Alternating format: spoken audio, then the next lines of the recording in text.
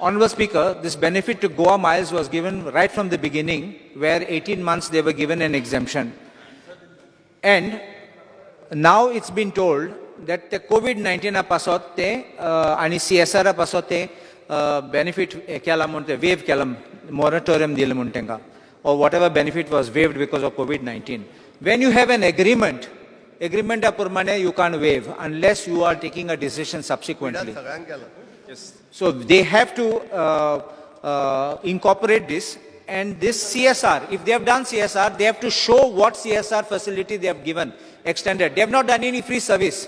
They provided service, no doubt, but it's nothing which was free. People paid for it. The other point you have spoken about GST.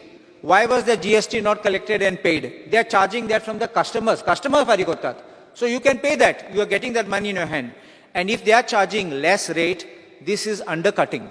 Undercutting in business is affecting everyone. You know how certain telecom companies, I won't name it, came and gave free service.